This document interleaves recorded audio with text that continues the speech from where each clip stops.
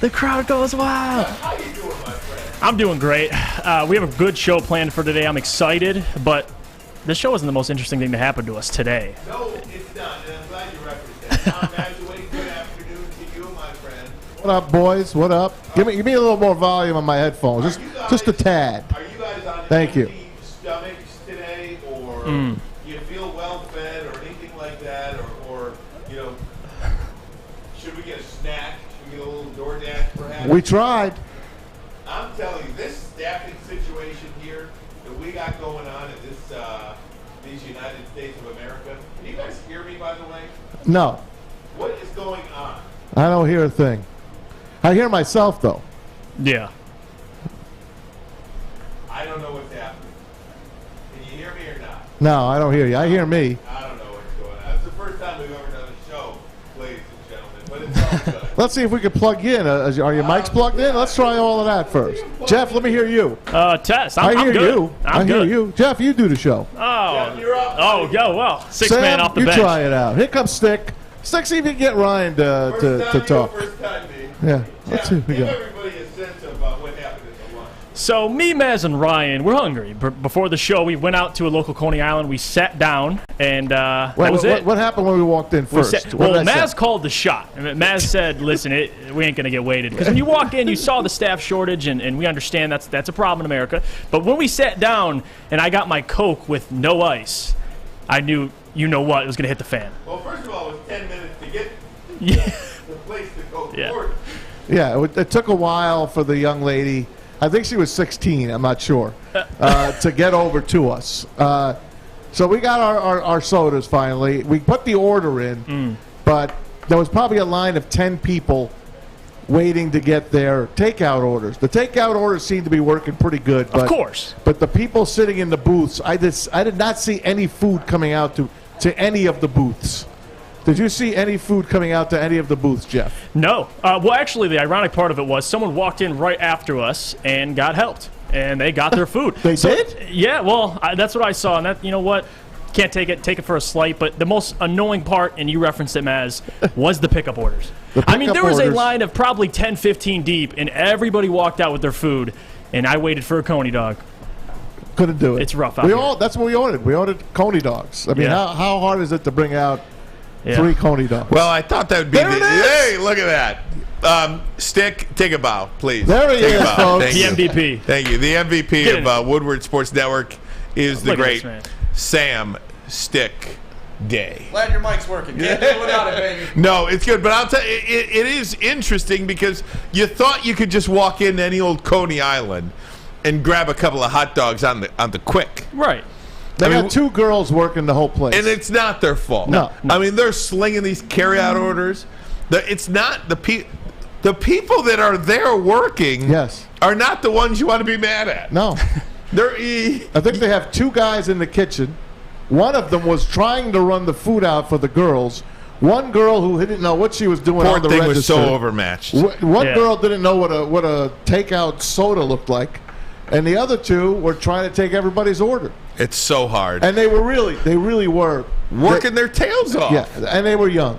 Yeah. They were young. I But can't at least fault they them. were there. I can't fault them for the Coke with no ice. I'll let it slide. I'll let it slide. We ended up getting the ice, so we're all set. Oh, my goodness. And then, Maz, you had another interesting date. You blew a tire? I did. On my way in here to Woodward, I'm turning in. There was an accident on Woodward. So instead of me coming Shocking. around, I try to park near the top of Woodward here, towards Maple. Mm-hmm. There's a bunch of spots towards Maple. And then once I see no spots there, I'll come back around and I'll park across the street by the AAA Then you building. grab your orange flag and you'll wave it across I do. Woodward. And then I walk Yeah. across and I fear for my life. But as I was going around, instead of coming around here, there was an accident. So I went by Kroger, took a right, and went the back route. I hit a curb, and I felt my car dip down. And That's sick feeling. right away, I'm like, okay, I got to get to the lot quick. I did. I made it to the parking spot, and all the lights went on. I blew the tire, and I wrecked it. I wrecked the tires. In a way, though, Maz, I could one-up you because I was driving a 94 one time to work, and my tire came off completely. Get so out of here. It did. So That's as scary as it gets. so I'd rather have the flat than MIA on the highway somewhere. But yeah, it's these tires out here. So here I am. I come in. I finish the rundown. Then we say, I'm like, what the hell? I'm gonna have to get down a bell tire. I'm like, but I gotta go change the tire. So I'm like, one of these guys here gotta be able to change the tire for me. Do you know how to change a tire? I do, but do I really want to go out and sweat my ass off right now? It's a beautiful 77 degrees, Tom. I know, but do I really want to go out there and take my bowling bag out of the back? So you're going to trust some kid in the back to put your tire on? So I'm looking around. I'm like, who could I ask? So I put the APB out, and Noah, our guy from CMU, says, hey, I'll do it for you, man. College guy. So... What do you pay Noah? I'm going to give him $20. $20. $20 to put the donut on. You're going to trust intern Noah. Noah's going to throw the donut on. After the show, I'm going to rumble on down to Bell Tire, and I'm going to get a brand new tire and, I don't know, set me back $150 or whatever. $150? Do Maybe you know 200? what year? You're looking at a $400 tire. Yeah, No. You're looking at a $400 tire. Chevy? What year's your car? 2020? Yeah, 2021? I feel like you're looking at a $400 tire. $400 tire. I'll ride with the damn freaking donut then. I'll ride with the donut. Let that thing go. Guys, I do want to tell you, we've got a really, I think we've got a really nice It's show. an Unrivaled show. Yeah, I think we've got a really nice show for you today. Unrivaled Woodward, we're going to call it today, because yesterday's documentary, look, we all watched it. It set Twitter ablaze yesterday. Yeah. That's what the Free Press said about it, and it was. It literally gave me 2 full hours of goosebumps, this show, because of all the memories it brought back. Red Wings and Avalanche, to me, and again, if you want to join in on this chat, fine. To me, this is the greatest Detroit sports rivalry Period. in the last 50 to 75 years. Period, bar none. And I'm not going to go back to the 40s or 50s or anything like that and talk about, Red Wings make-believes or something like that. I don't know anything about that. Or Tigers and Yankees in 1934. Right. I don't know anything about that. I'll go 50 to 60 years. This is the greatest Detroit sports rivalry that we have had when it comes to the professional sports teams. And I understand the Pistons and Bulls. In the Celtics to a certain extent. But it's dead now. It was nothing like this. These teams hated each other. The fan bases hated each other. The coaches hated each other. You needed a police escort in and out of the stadiums for both teams. A big police presence. And it was, and they both won, Jeff. And we talk about this all the time.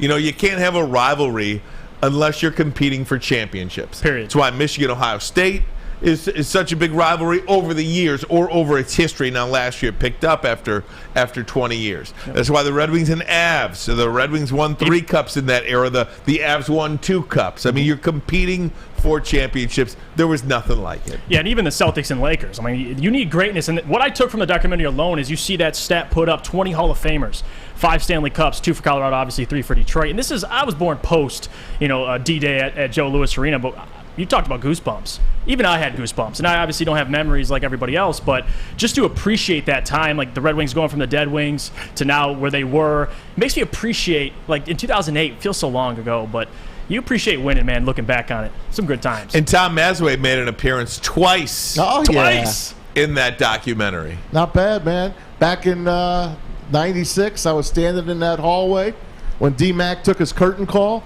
Then he was coming back. I was standing right in front of Studio P where we broadcast. Studio P-E-E. That's right. Remember that at the Joe? Of course.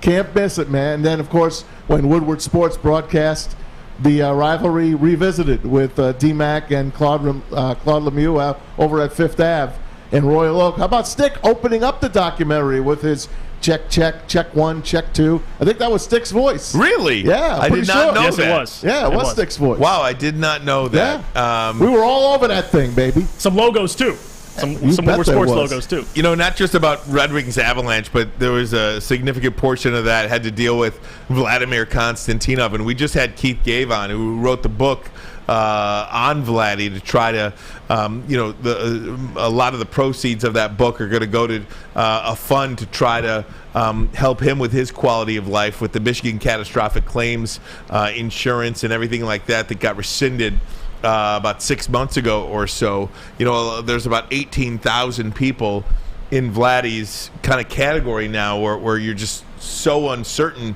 about the care that you're going to get. So we'll have Keith Gave on again later today. Also, Kris Draper will join us. The hit that he took that really kind of put this rivalry on steroids, right? I mean, there was so much that went into it before, but really that hit Claude Lemieux on Kris Draper really set this thing in motion. Aaron Foote said, nuh-uh. He said Kazi cheap-shotting him before that started it all.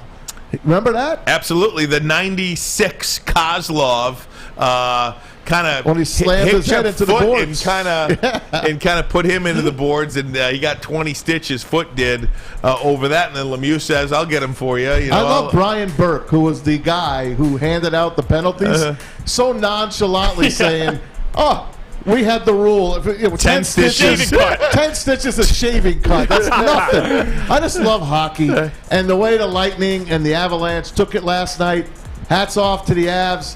They were the better team, but the Lightning, they got a lot of guts, man. And they took it, and they did the best they could. Congrats to the Avs. And there's a little stat going on. I think the Red Wing fans know it. The last 3 cups the Avalanche have won, the Red Wings have followed with the championship of their own. I'm not sure that's going to happen this year, but we can certainly root for it. Guys, Kris Draper, Darren McCarty going to be on the show today. Keith Gave will as well. But next, John Wharton. We are going to be joined by John Wharton, the former trainer of the Detroit Red Wings. 3 Stanley Cups in his own right. John had a huge role in last night's documentary. We'll talk to him about his memories and that Draper hit. But first, a message from MyBookie. What the heck are we going to bet on now? There's no more hockey. There's no more basketball. Oh, I know. We can bet on baseball. That's right. The Tigers will be back in action tomorrow. Have no fear. Full slate of Major League Baseball. You can get it all. And, of course, there's the futures of the NFL. Getting ready for training camp coming up here in July and August. If you're going to put your bets in, you're going to go on mybookie.ag, mybookie.com. It's right on my phone, the front page. Open it up. Very user-friendly. If you're going to do it, use the promo code Woodward. They'll double your first deposit all the way up to $1,000. Free money in your pocket. Bet anything, anytime, anywhere with MyBookie. If you have a gambling problem, please use the Michigan Problem Gambling Hotline, 1-800-270-7117. Hi, my diamonds. It's Crystal with an X. You want to get hot and perfect like me? Here's my super easy routine. Drink at least a gallon of water before you wake up. Attach a weight to everything in your house. Hello? Sell your car and just sprint everywhere. Scream when you exhale. Don't follow Crystal with an X. Do your own thing at Planet Fitness with tons of equipment and free fitness training in our clean and spacious clubs. Join now for just $10 a month and cancel anytime. 3 NBA championships. Detroit fans were there. 11 Stanley Cups. Detroit fans were there. 4 World Series wins. Detroit fans were there. And that one Lions playoff win in 1991. Yeah, Detroit fans were there. Woodward Sports, where the fans are. Welcome back, Woodward Sports Network. Ryan Ermanni, Braylon Edwards out today. He's out at the Detroit Golf Club playing in the Rocket Mortgage Classic Media Day. He'll be back tomorrow. Jeff Iafrate in his stead, of course, Tom Mazawey. If you're watching on Twitter or Facebook, go ahead. We're going to stop that feed and move you over exclusively to our YouTube channel, Woodward Sports on YouTube.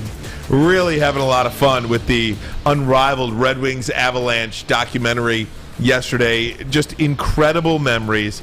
2 hours of goosebumps for me, standing up, sitting down, tears, laughter, all kinds of different emotions watching that thing. One of the guys who had a huge role in that documentary was John Wharton, former head trainer for the Detroit Red Wings, 3 Stanley Cups in his own right. John Wharton joins us now live. John, how you doing, my friend? I'm all right, Ryan. How are you? Can you hear me? Doing great. You Got look you, good. Johnny. You sound good. All right. Hey, Tommy. Hey, man. What's up, Johnny? up? Good to see you, brother. Good to see you, my friend. Hey, John, let me just ask you, when you sat down with ESPN and did this, all of the range of emotions that you had to feel reliving all of this stuff, what did this documentary mean to you and make you go back in time and relive? What a period of time, huh? Man, 25 years, and when you sit down to talk about it, when you really get into it, that 25 years, it seems like, 25 minutes ago. And it's something that's easy to talk about, but then again, it's really difficult because there's so many emotions involved. We went through some difficult times as a team and overcame a lot of adversity and got 6 days to celebrate in '97, and then crap hit the fan and we had to start all over again. But it's an easy topic to discuss. It's that rivalry is something that I actually miss in my life. I missed it brought out the best in everybody that was involved in it. Rivalries don't really exist without the level of talent that was available on both sides. So I really think that the level of talent and the skill and the amount of drive and dedication that both teams gave pushed each other and made each other better. And, that's something that as a competitor and as somebody who's, achievement driven, that's something that I really miss in my life today. Talking to John Wharton, former Detroit Red Wings trainer, a big part in the Unrivaled documentary. John, one of the things that you said as part of that yesterday, and I thought you put this perfectly to kind of illustrate what happened to Kris Draper. Imagine your face in the corner of a granite countertop, and then imagine somebody coming up from behind you and just leveling you into that. You are trained for injuries, and then there's something like that. What feelings did you have going onto the ice and knowing that it wasn't good? Yeah, we talked about that, and obviously I sat for that interview. It was about 2.5, close to 3 hours. So, that injury was obviously a huge portion of our interview and our discussion. And, what I told them is there's a finite number of injuries that occur in hockey. There's just certain movements and certain injuries and certain muscles and tendons and ligaments, and you've seen them all. If you've been in there 5, 6, 7 years, you've seen every possible hockey injury. But that was something totally off the radar. That was something that I wasn't prepared for. Obviously, Kris Draper wasn't prepared for, and I don't think our team was prepared for. Kris talked about the look on my face, and I just kind of sat back. I did pride myself on not getting rattled in those types of situations, but I did. When I saw that dent in his face, I had to lean back and compose myself so that Kris didn't feel what I was. And as we ran off the ice, they asked me, there wasn't a lot of blood. Kris wasn't bleeding a lot, but they asked me, why did you put the towel to his face? He wasn't really bleeding. That was more to shield the visual aspect. I knew that his wife, his fiance, was probably watching. His parents were watching, who I knew well, and that I didn't want the people who knew and loved Kris Draper to see his face caved in, which it literally was. So, I had to lean back and just look around and just go, take a deep breath and go, okay, I got this. And that's when I told Kris that we were going to backboard him, and that's when he told me to F off and that was got great up and too. skated away. But that's what hockey players do, right? That's, the last thing that they ever want to happen to them is to go off the ice on a stretcher. So it wasn't going to happen to Kris Draper in that moment. He made sure of it. He passed out 2 steps into the dressing room, but he did make it off the ice. We literally had a subject the other day, Johnny, on the show. Who's tougher? What's a tougher athlete, the football player and the hockey player? Braylon Edwards, by the end of the show, even had hockey players as number one. I mean, God, Go pick your freaking teeth up. Let me put it back in your mouth, and then go back into the damn game. I mean, it's amazing. We're pulling chunks of Darren McCarty's face out of the Zamboni snow, and Doc Finley's putting them back in. And he actually didn't miss a shift, and Doc Finley was able to fix that after the game. Literally a chunk of his forehead was in the Zamboni snow. So stuff like that was commonplace with that team. It's commonplace in the NHL, and it's commonplace in hockey in general. So Johnny, you're standing there at the bench. Did you actually see that hit? Did you see Lemieux do that to Kris? I was actually watching because Kris had just dumped the puck in, so I was looking to see where that go, and I heard it before I saw it. I'll never forget the sound of that hit, the impact of his. You're doing that, and you hear impacts on the boards all the time. Skates, sticks, pucks, hips, knees. A lot of things impact the boards, but the sound of Kris Draper's face hitting that riser, I'll never forget it. It gives me goosebumps now, and not in a good way. That sound was just that crushing sound of his face. You can kind of pick it up a little bit on the audio of the hit. But I heard it first, and then Kris Draper's not a guy that's going to lay on the ice and try to take a penalty. We had a few guys who would do that, and I'd be like, "Come on, are you getting up, or am I going to have to come over?" And and as soon as I get there, they would get up, and they were just like, I was trying to draw a call there.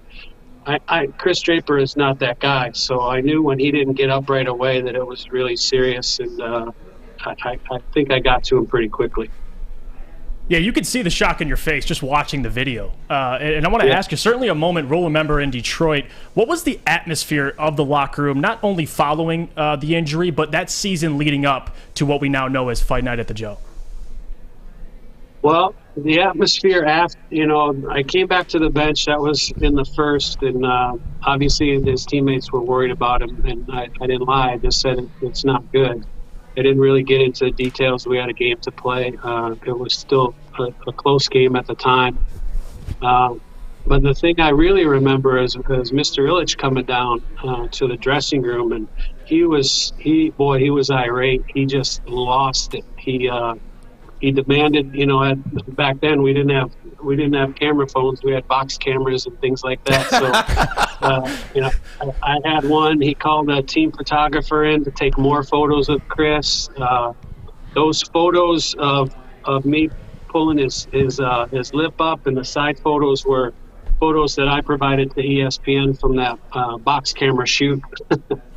But Mr. I wanted it documented. He's probably spent the rest of the entire game either talking to Gary Bettman or at the referee's office. He was livid, but that's the kind of owner he was.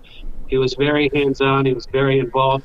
The players' safety and health came before the performance of the team.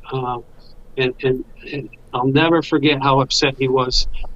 He was literally shaking. And if you've ever been around Mr. Ilitch, he can be an intimidating figure. But at that moment, his entire world revolved around Kris Draper and how he was doing.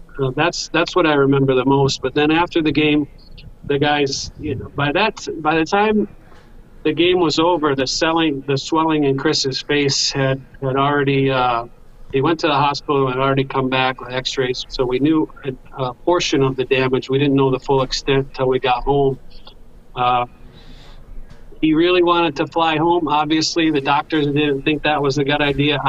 I was fully prepared to spend the night in Denver because I had done that before. I think when Sean Burr ran into Sergei Fedorov in Vancouver, I stayed a couple nights with him when the team went off to Calgary, and we called up a minor league trainer. So I was prepared, especially with the season being over, that I was going to stay in Denver, but Kris wasn't having it. So we sat next to each other, and obviously with concussion being a concern, kept him awake the whole flight. And the two doctors were sitting right across from him, and that was probably the toughest flight for a number of reasons. The loss, especially after the 62-win season, the condition that Kris Draper was in, how upset the owner was. That was a really tough flight. But I do remember, since you asked, Ryan, I do remember on the way home thinking, there's too much metal on this team for this to just blow over and be let go.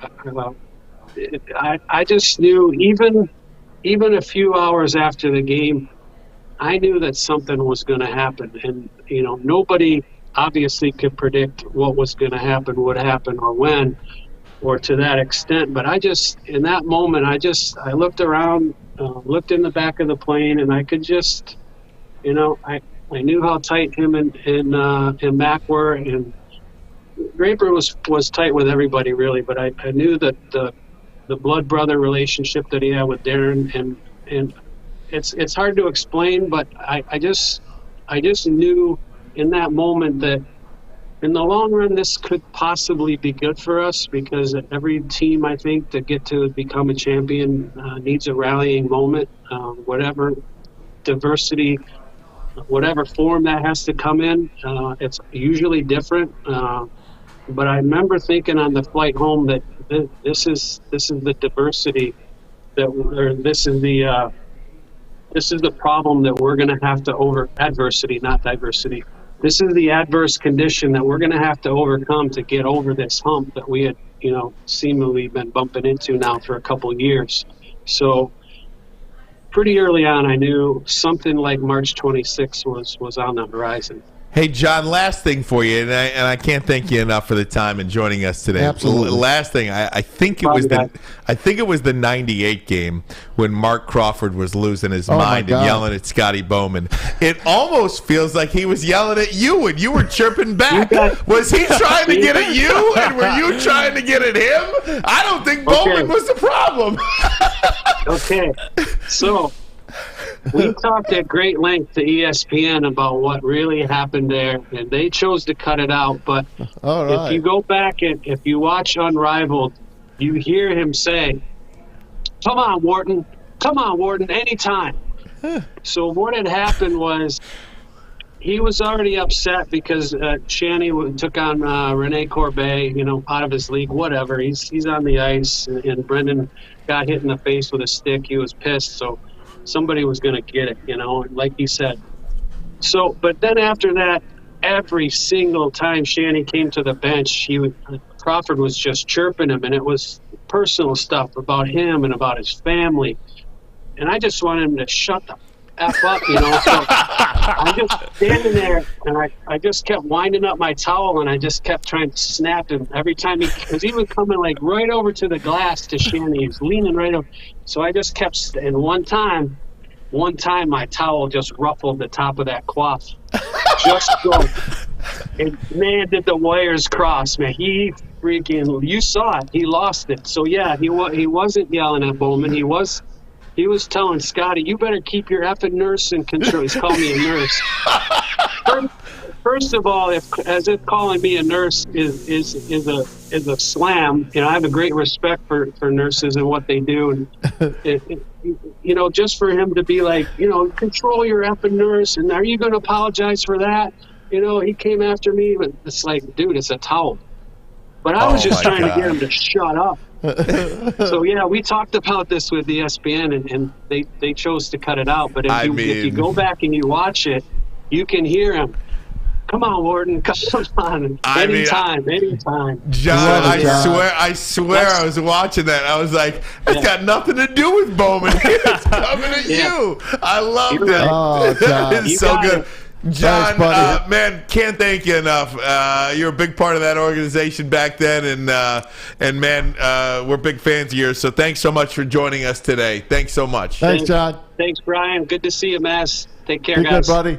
All right, guys. John Wharton, He's great. Setting the record straight on that. Guys, we're going to take a break. When we come back, Kris Draper will join us. Huge day. We're calling this Unrivaled Woodward Sports. My goodness, what a day it was. The main attraction, of course, will be Darren McCarty. Yes.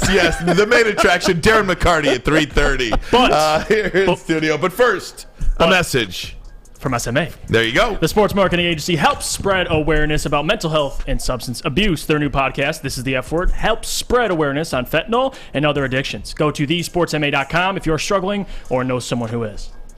Life is full of hard choices. We're here to make one of life's biggest decisions as simple as possible.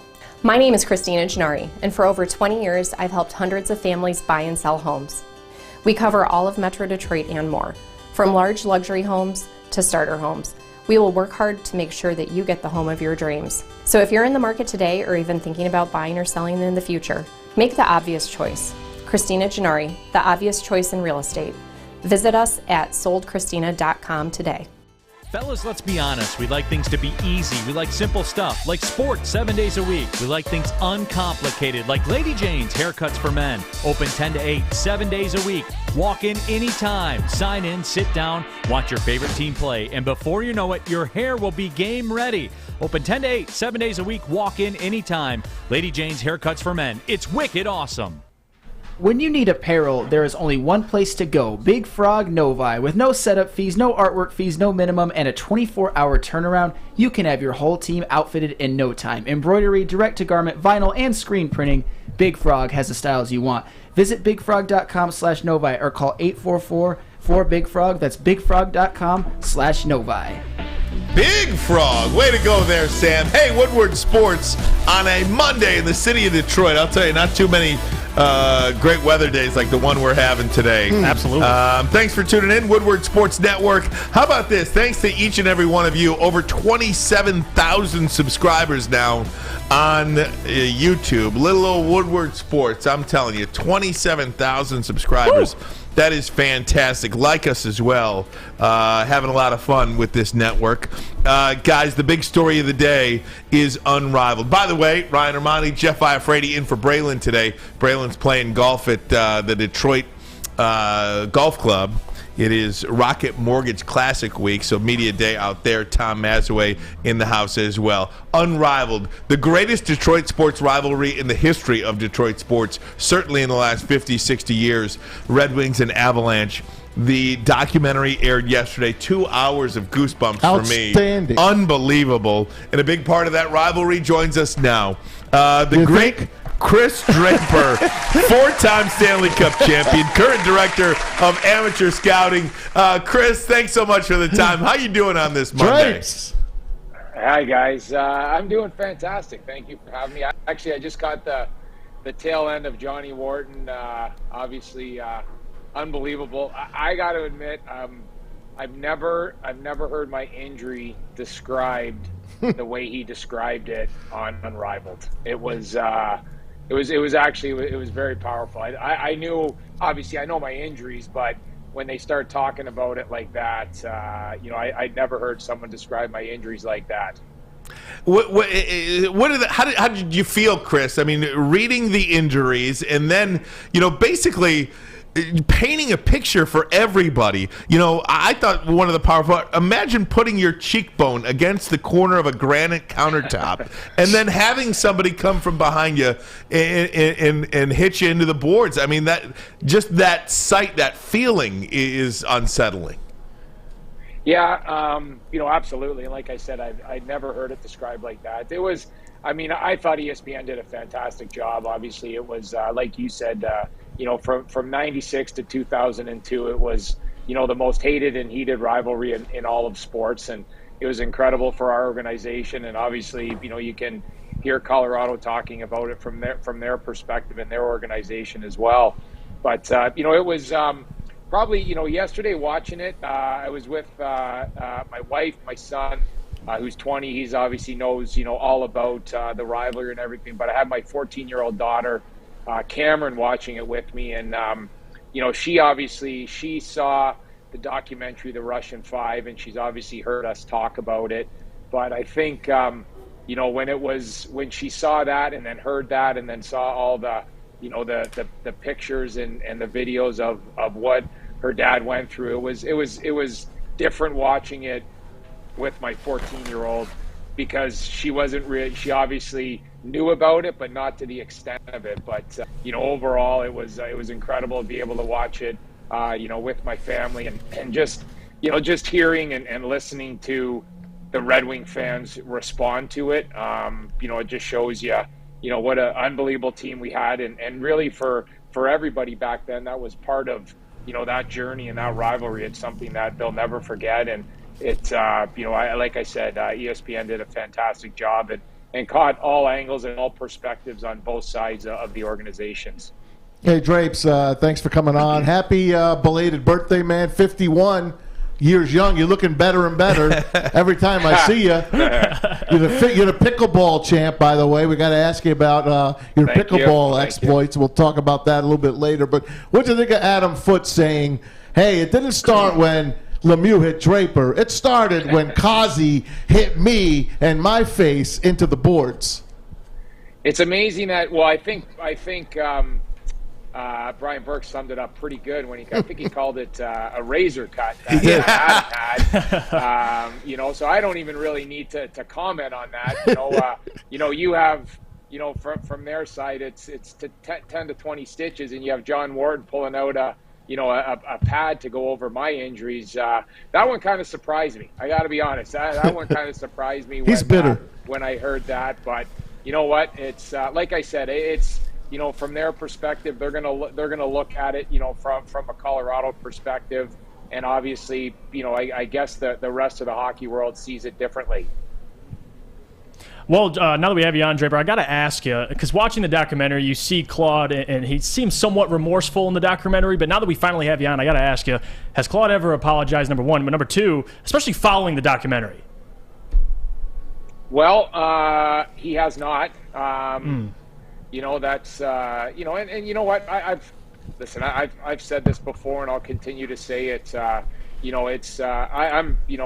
not angry at all. We went on. You look at obviously 96 was tough for our organization and for our team. We had 62 wins. We were a favorite to win the Stanley Cup, and obviously when you look at for me, the 94 season of how it ended against San Jose, 95 getting swept by New Jersey, then obviously 96 losing in the Western Conference Finals. There's a lot of question marks with our team, and I think in the end that was probably the biggest thing. Yeah, the hit and the injury was one thing, but we lost. We lost in the Western Conference Finals when we were a favorite to win the Stanley Cup, and weren't able to come through, and then everyone starts questioning us, and then.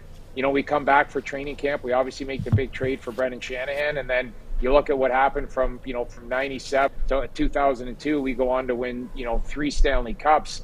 Absolutely incredible. And so how things played out for myself and for the Detroit Red Wing and Hockeytown and our organization, I wouldn't change anything. I wouldn't change anything that I had to go through. If that was something that kind of rallied us and kind of we dug in and embraced one another and came together as a team, and a lot of things had to happen throughout the 96-97 season for us to win, and then I'm good with it. So it's been 25 years, it's incredible of how captivating the release was last night, and then obviously just hearing about my phone is still getting text messages, and we have a lot of blasts from the past from people reaching out and saying, man, that was absolutely incredible to watch that. And people are, and I'm sure all of us are getting the same text, thanking us for those times, those years, those special moments, those Stanley Cups, the memories that we created, not only for ourselves, but for, the entire state of Michigan and any single Detroit Red Wing hockey fan. It was an incredible time to be a Red Wing fan, and it was an unbelievable run for us that brought 3 Stanley Cups. Kris, just to follow up on that, now, this is probably an impossible question to answer because we'll just never know. But do you think you guys go on in that period to win 3 Stanley Cups without that hit, without you facing what you had to face and everybody rallying around? It's a great question. I have to be honest. I think the one thing is, every team that wins the Stanley Cup, there's probably a moment that they can go through, whether it's late in the season or early in the playoffs. That's a big rallying point for them. They face a little adversity and they come out on top. I'll just go back to a couple of years. You look at the St. Louis Blues. They were last place in January, and something happened to them. They caught, lightning in a bottle and went on to win a Stanley Cup. There was something there that, turned it around that season for the St. Louis Blues. Or you have to have a big win. You have to beat, an opponent that you hadn't beaten before. And then all of a sudden you kind of, you end up going on. You look at the Washington Capitals when they were finally able to beat the Pittsburgh Penguins, and then they go on to win a Stanley Cup. So there's always these moments, there's always these games. And I think that one on March 26th was something that was incredible, for our team and in that dressing room. That was a moment, I think that night, I'm not sure anyone really wanted to leave the dressing room that night. It was just an incredible atmosphere. It was a huge win. And that's the key thing is the win. And I can't emphasize that enough. The brawl, the fights, you name it, everything that went on was obviously, it was incredible that night at Joe Louis Arena, but we needed to win that hockey game. We hadn't beaten them. We were 0-3 against them. They were the defending Stanley Cup champions. They did have our number, coming into March 26th. And then the way that played out, I mean, you couldn't have scripted it any better. That obviously, the fight and the fights, you just go on and you just kind of watch that. And I know I had chills just watching it, reliving all that. And then all of a sudden, I mean, D-Mac goes out and scores the game-winning goal. Absolutely incredible. And yeah, I'll tell you, it was like you watch Igor. I think he stick handles in a phone booth through 3 Colorado Avalanche, made an unbelievable kick out pass to Shanny, and then Shanny to Mac back door, and there he is to end it. And it's just incredible. And I think that was something, and that was a moment that really just brought our team together, and we rallied around something that was weighing on us for a long time. And I'm one of probably the luckiest Red Wings of all time to have the greatest teammates that I had, from not only from that year in 96, 97, but all the way through. But that was obviously something special, knowing everyone says it, we got your back, but that night you realize that everyone did have your back, and that was something incredible and something that I'll never ever forget, and thankful to my entire team and all my teammates. Kris Draper joins us, Unrivaled, the documentary. It's phenomenal. If you haven't seen it, ESPN Plus, you can watch it. It's even got an extra 7 minutes of footage. And Maz was in it twice, Chris. You got to go back. Maz was in it twice. I was standing in the hallway. I was 60 pounds lighter, standing in the hallway across from your locker room in front of the bathroom where we used to do our audio, our studios. It was right there. Studio P, we used to call it. PEE. Well, certainly that's one thing I'm going to do. I'm going to go back just to see you, Mac. Thanks, buddy. You'll see Mac walking by me after he scored the winner.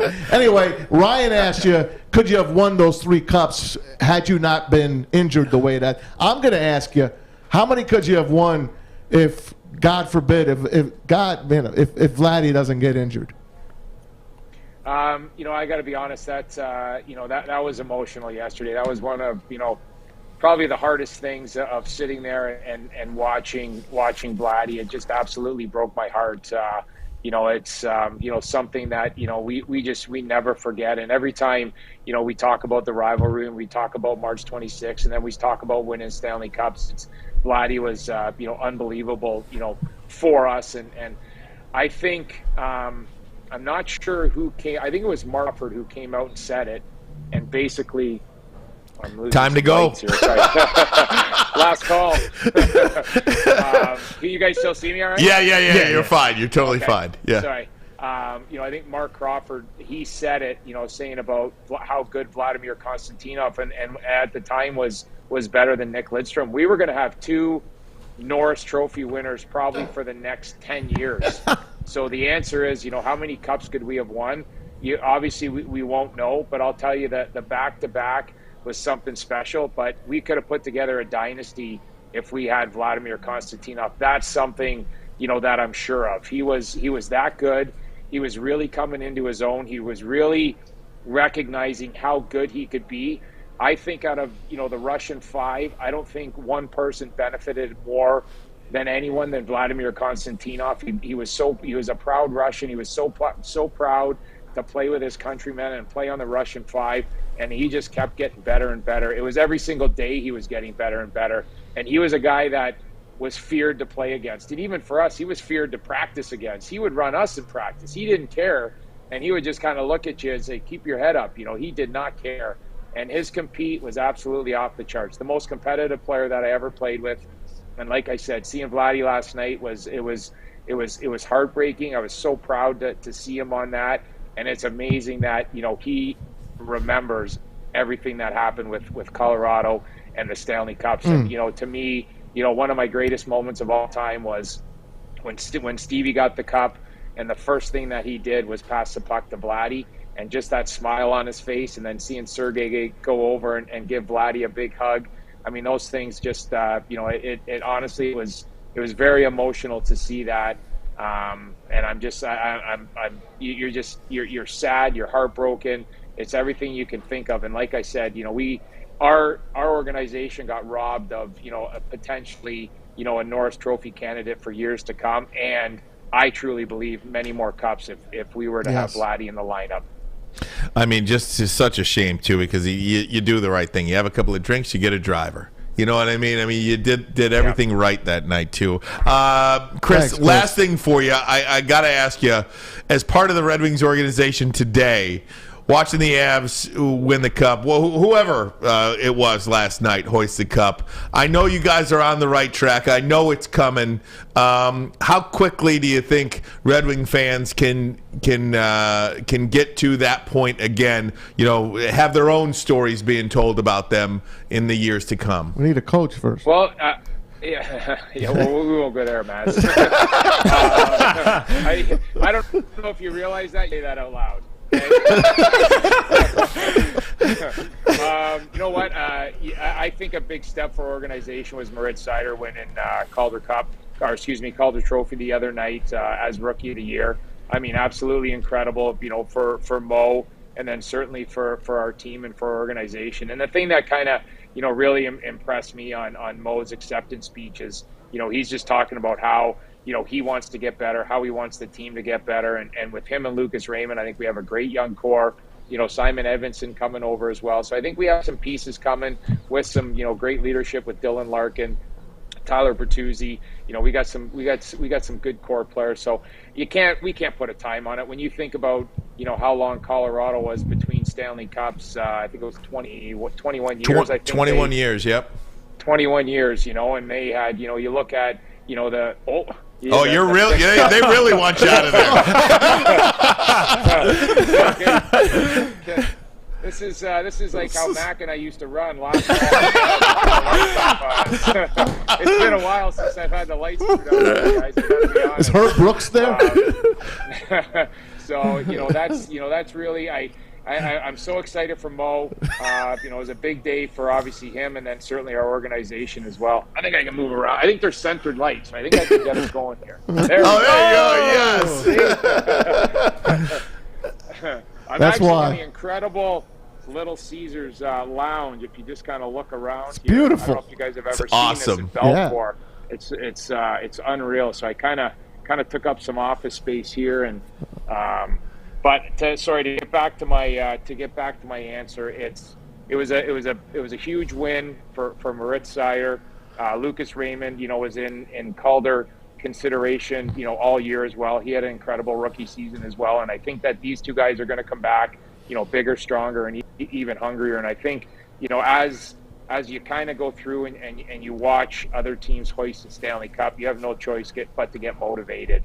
And I believe that our players and our team will do that. So we're going in the right direction. Can I put a timeline on it? Unfortunately, I can't. But I know we're going in the right direction, and we'll continue to do that. And once again, just like we saw on Unrivaled, winning Stanley Cups, that's the goal here. That's the ultimate goal, and we're going to continue to work and do what we have to do to put our organization back in the mix for that. The great Kris Draper, incredible stuff, my friend, and so great to catch up with you. Continued success, and man, oh man, thanks for the memories. Incredible. Thanks, buddy. Yeah, Thanks, guys. It was appreciate the opportunity. Actually, I think this is, without DMAC, I actually think this is the best interview that we've had. I appreciate the opportunity. So Ryan, from now on, you can run our interviews. I'm in. I got you, Drake. Thanks, guys. I appreciate it. Thanks, Kris. Thanks, as always. The great Kris Draper, 4-time Stanley Cup champion and now director of amateur scouting. And I'll tell you what, you keep scouting guys like Mo Sider, we're going to be there faster than anticipated. Guys, got to take a break. Come right back. More on this. An incredible hour number 2 as well, including Darren McCarty in studio with us. But first, a message from the Folding Warehouse. In Hamtramck, Chris Hutt invented the game. My 2 favorites, folding. Well, it is folding. It's football and bowling put together. 2 ways to play, $12 unlimited open play or a private lane reservation, 10 or 12 people on a lane. It's $120, so less than $10 per person. Bring your own food in, have it delivered. And the bar, well, over 100 beers they offer in the $2 mystery beer machine. Whatever drink you want, they've got it for you. Get your fold on. For more information, foldingwarehouse.com. It's a great day to get some Centron in your life. Okay. There it is. Centron, here we go. Gotta grab the cranberry. Oh, wait, it's 2 for $4. Gotta double up with the classic as well. Centron World, baby. Centron, available at select Krogers, and if you wanna know how, go to @CentronWorld.com. You get dope like me. You know what? Why wait?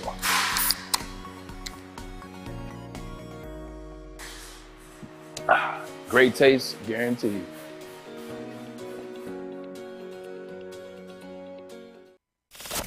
We don't like to brag that we are the toughest sports network in Detroit, but we do have a guy named Darren McCarty on our side. Lemieux and McCarty, who've had a good knockdown drag out. There they go, right on the whistle. They were talking to one another. Woodward Sports. Planet Fitness is inviting all high school teens between the ages of 14 and 19 to work out for free all summer long via the High School Summer Pass, and it goes all the way until August 31st. Planet Fitness is the home of the judgment-free zone where you can work out in a non-intimidating, judgment-free atmosphere. Membership starts at just $10 a month. Only $10? Only $10. That's amazing. Or you can get a black card for $24.99 per month. Ooh-wee. Join in club or online at www.planetfitness.com. Planet Fitness, where your fitness is essential. Hey guys, we're here at the Amalie Arena. The Avalanche just won the cup. I don't even know if they had it 5 minutes, and there's a dent at the bottom already. Right in the middle of the team photo. But you know what? It's the 3rd time the Avalanche have won it. I guess we have a little chat with them soon, and we'll go through the process of how we're going to repair it and that. But the Stanley Cup tour will go on. Do you know if it's how many times it's been dented before? Well, I guess it's a new record today. It's 5 minutes into the presentation. It's happened. So it's the first time it's ever happened on the ice. More importantly, hopefully that's the only damaged part that happens this summer on it. It's going to be a great tour. It's got to be once a summer, right? Right. Those things get dented. At least. Once a summer. Phil Pritchard, man. This guy, the keeper of the cup, best job in sports. Is that what you think? The best job in sports? Hell yeah, man. He follows these guys around all over the world. That's great. That's a great cool gig. job. One of the highlights of my career was in 2008 being in Pittsburgh in the Red Wings dressing room when the Red Wings won the cup. And you got to imagine if you've ever been or seen how small hockey locker rooms, dressing rooms The visitors, are. yes. The visitors dressing room isn't bigger than this studio. And to be packed in there, seeing the Stanley Cup go from person to person, being right next to the cup, touching it, getting champagne splashed on you. That's fun. It's really unreal. One of the coolest experiences of my professional career. I happened to be there in '98 with those guys in Washington for Game 4 when they swept the Caps, and on the ice when they rolled Vladdy in, and it was the best time. The saddest to see him like the way he was, but the greatest time ever. at a sporting event. And just being at that 08 Cup, too, Jeff, and seeing guys like Kirk Maltby, have his family on the ice with him. It was like they won it in 97, 98, and 02, and they're kind of kids. Right. They're just kind of finding their way. And then in 08, they all had families, and it was just a different experience. But hearing Kris Draper talk, it's one of those things. You hate to be the guy that has to have the rallying cry around you, but that's the moment. That's the moment that propelled him. Yeah, especially, and you look at across all sports, too. It's funny, like we had the whole Gronk incident damaging the Lombardi Trophy now with the Avalanche doing it. I just love it because you watch the Unrivaled documentary, too, and they're drinking out of the cup. Like, they do so much with it. It's hard not to think they don't dent it at some point. So, kudos to those guys, man. Regardless, they'll get it fixed. Who was eating cereal out of it? I think it was the Bruins. Eating Lucky Charms out of it. Now, that's legendary. Bruins. That was awesome. Unbelievable. That's something I would do. Guys, I'm going to we went, just full disclosure, we have blown up our clock today. Because of the great interviews that we've had, and a couple of more coming. Former writer Keith Gave, who covered that Red Wings Avalanche rivalry unlike any other, and of course Darren McCarty will be in studio with us in the 3 o'clock hour as well. You might know him, Big D Energy, 11 to 1 here on Woodward Sports. I'm going to try to get back on time, so I'm going to take another break. When we come back, more on the rivalry, more on Pistons news as well, NBA news I want to get to. But first, a message from Les Stanford. No secret that new cars are hard to come by, but they are available at Les Stanford. You got to make a plan, though. Allocation coming in for lease or purchase of new vehicles. Les Stanford also has over 350 pre-owned cars down their lot right now. All makes, all models, all years. Some with less than 500 miles on it, so they're like new. For more, visit LesStanford.com. LesStanford.com. Find new roads. 6 dark corners, a driveway and a patio, 5 windows that could become doors. Every house has unique security challenges. Guardian Alarm has more tech, more team, and more ways to help keep them all safe. Get a professionally designed and installed security and smart home system from Guardian Alarm. Sign up today and get a free video device. Guardian Alarm. Smart, right from the start. Call 1-800-STAY-OUT.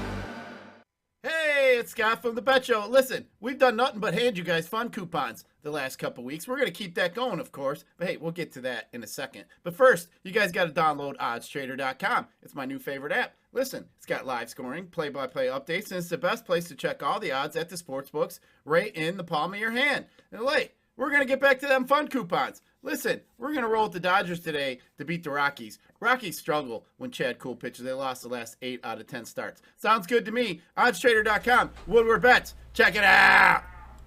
Alta. Our friends Come on, Jeff. Give him one. Alta. Yes. Good job, Jeff. Good job, Brian. Our friends at Alta Equipment know that when it comes to getting your job completed on budget and on schedule, uptime matters. That's why Alta Equipment has partnered with the biggest names in construction with the most diverse rental fleet in Michigan. There's nothing your project can throw at you that Alta can't handle. Give them a call at 844-GO-TO-ALTA today. Alta Equipment, where uptime matters. Woodward Sports Network, incredibly fast hour number 1 of the program, Jeff. How great has this been? Oh, it's been great. 2 back-to-back marquee people in the documentary that I got to watch last night. It was up till 1 a.m. And I'm just like, I get to see D-Mac and I'm starstruck, but having Drapes and Wharton on, man, it's crazy. It's been so cool to relive this documentary, Unrivaled. We're calling today Unrivaled Woodward. Yes. Unrivaled. Thanks to Tom Mazawey, too.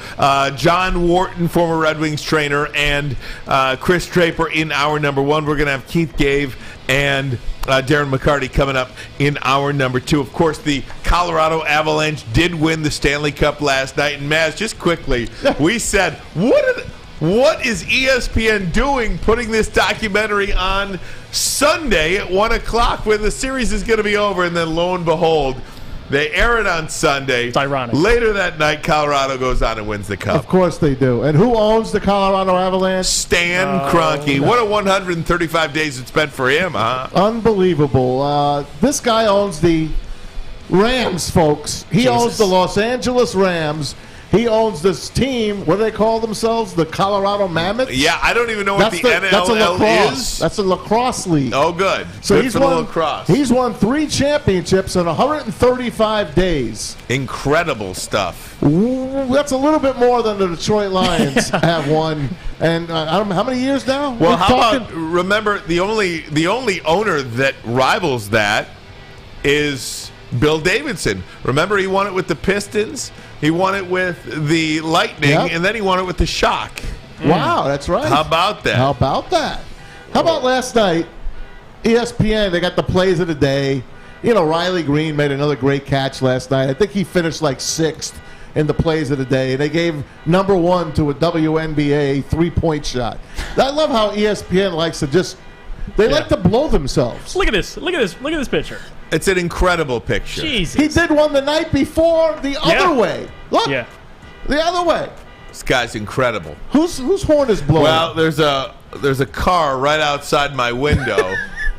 As you can see, zoom out a little bit if you could. Did somebody score a goal? Nope, it's just the Jeep behind me. It's the Jeep behind you. Someone score a goal. It's the Jeep behind me. It's the Unrivaled episode. We got to get into it. Oh, you can't see in from the street, but you can hear in from the street. Absolutely. So there you go. Lovely. Guys, we're going to take a break. Come right back. There is an NBA topic that I want to get to before we hit Keith Gave in 10 minutes. Kyrie looks like he's on his way out. Good. Get the hell out. Does that out. mean Kevin Durant is now out? Jeff Iafrate going to have that for us on the other side. What does he know about basketball? But first, a message from Lady Jane's Haircuts for Men, if you can hear me over the car. Ladies and gentlemen, we broadcast this show and this network from Lady Jane's Haircuts for Men here in Birmingham, Michigan. Definitely awesome to get off the air. Get my hair looking good by one of their talented stylists. A precision haircut. Over 100 locations nationwide, many of them locally here in the Metro Detroit area. All you got to do, walk in, sign in, sit down. Before you know it, you are handsome and clean. Lady Jane's open 10 a.m. to 8 p.m. Will you shut up this car? Please. My goodness. Lady Jane's, it's wicked awesome. It took exploring 50 different formulas and hosting countless taste tests, but we believe Gypsy Vodka is the smoothest vodka on the market. Don't believe us? Ask the owners. We're Mike and Adam Kazanowski with High Five Spirits Distillery. We're in close to about 1,200 locations throughout Michigan. We wanted to create a brand that was geared more towards freedom, love, adventure, and at the end of the day, we really wanted to tell a story that inspired other people to take risk, follow their dreams, whatever that might be. Make sure you're listening to Woodward Sports all day long. Start your morning with the Morning Woodward Show. Spend middays with Big D Energy. Watch and listen your drive home with the Bottom Line. And don't forget about Woodward Bets Daily. All live, all right here on the Woodward Sports Network. I got to tell you about our friends from Odds Trader. OddsTrader.com is the #1 site for all your game day bets. Beginning your handicap journey at OddsTrader.com for play-by-play updates, live scores, and bet tracking. Download Odds Trader from the App Store today for the best price in every game and sign-up offers from multiple sports books. Visit OddsTrader.com. We are back. Ryan Ermanni, I'm filling in today for Braylon Edwards. This is the Bottom Line. My friend Maz in the chair. And we got some things to talk about, specifically about Kevin Durant. What do you got on KD? Well, we got Kyrie Irving apparently now agreeing with the Nets to seek a trade. The Lakers are the only team interested in Kyrie Irving. A sign and trade. Sign and trade. And listen, let's be honest. Who's inquiring about Kyrie Irving right now? Nobody. Only the Lakers. Nobody. Only the Lakers. They're the only team just as desperate. But here's the kicker, Jeff. I don't think the Nets want anything on that scrap heap of a team. What would they possibly want from the Lakers? You got nothing. They don't have a first-round pick till 2027, and really, your only tradable asset is Russell Westbrook. And who the hell's trading for him? Who would trade for that? Nobody. But I thought it was an interesting topic because the whole Kyrie situation, you know what that's going to mean, right? Kevin Durant, trade rumors, and you know Pistons fans. Exciting young team right now, a lot of cap space, a lot of assets. And they're talking about Kevin Durant. And Troy Weaver, of course, from OKC. Yes, there's the connection. So there is a connection. Look, there's one team and one team only, Jeff, that is looking at a potential Kyrie Irving sign and trade or whatever, however it works out.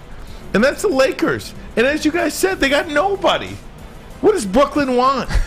But Brooklyn's got to take something because they're not going to just lose Kyrie for nothing, right? No, they can't. They can't.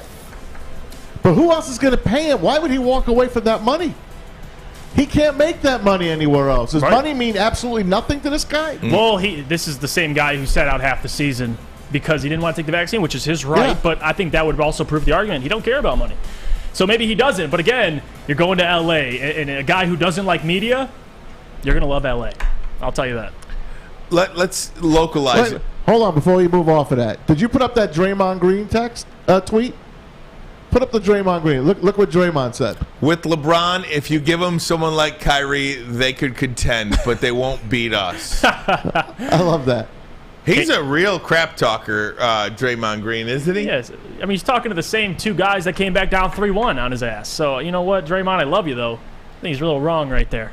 But to tie it back into Detroit, Kevin Durant to the Pistons. I mean, the likelihood of this actually happening, 0 to none. And I'll explain why. 3 years left on his contract. He's making an average about $45 million a year. Number one, you can't afford him. So if you do want to acquire a guy like Kevin Durant, one, you need Kevin Durant to want to come to the Pistons. And number two, I will tell you this. It's going to be the biggest trade deal in the history of trade deals. It's going to take multiple first-round picks. You're going to have to pick apart some of your young pieces. Because if I'm Brooklyn, yeah, you can have Kevin Durant, but give me, X, X, and X. Give me Jaden Ivey. How about this? 3 first-round picks in Sadiq Bey. How about LeBron? No, thank you. How about LeBron James for Kyrie Irving for Brooklyn? Imagine LeBron going to that crapshoot. I mean, it's a crapshoot either way, I feel How like. fun would that be? Imagine that. It's a little bit of a disaster. LeBron plays with. Can that actually happen? Can that fit the budget? No, I don't know. And again, you got two players, especially LeBron. Like, he has to approve everything. Like, that's why I'm surprised Kevin Durant is even in trade talks, because those types of players, they have to approve being traded. You can't just go and trade Kevin Durant. I mean, you can, but he's your franchise player. By far, he's arguably one of the best players in the world. I just don't see it happening. But if Kyrie leaves, he's going to get out of there. If Kyrie leaves, and usually players don't play where they don't want to play. Kyrie doesn't want to play in Brooklyn. Brooklyn clearly doesn't want Kyrie anymore. They're not going to offer him a max deal. So Kyrie most likely, some way, somehow, is going to be out of there, which means Kevin Durant is probably most likely going to be out of there. Yeah. Where does Kevin Durant go? I was thinking about this earlier today, and I don't think Detroit. I agree with you, Jeff. It's a 0 to none, like not even 0.5, 0. And to be honest with you, I don't want to. I think the Pistons are on a really, really nice track, and they're nowhere near contention right now. And I don't think you need a 34, 35-year-old player that's played 82 games in the last 3 seasons. Absolutely. I just don't think you need that guy. But where is a perfect fit for Kevin Durant? Where does he go to contend? Miami? Yeah, and Braylon, I mean, I'm trying to give an example. No, it's tough. And Braylon kind of hit on this, and he made such a great point. KD just wants to play ball. Like, he doesn't want to have to deal with the leadership aspect of the game. He just wants to plug and play. That's why I wanted to go to Brooklyn with Kyrie. He can just play ball. Kyrie knows he doesn't have to coach Kyrie. So that's why I don't think he's coming to the Pistons and joining a young core. I think Portland makes sense because you see Damian Lillard recruiting him, Nurkic recruiting him. They have a veteran, at least a former player, Chauncey Billups. Spot.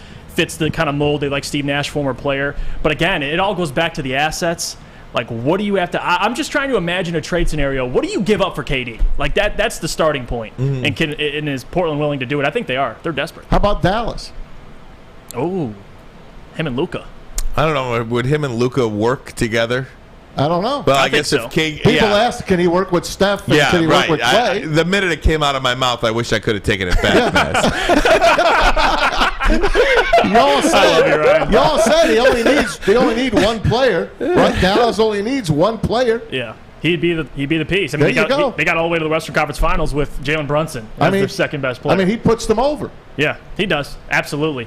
Now, it'd be interesting to see KD on the Mavericks or any team in the West going at it with the Warriors. I'd pay money to see that. Another aspect of the NBA, non-Pistons related, and I'm really glad that they didn't choose this guy.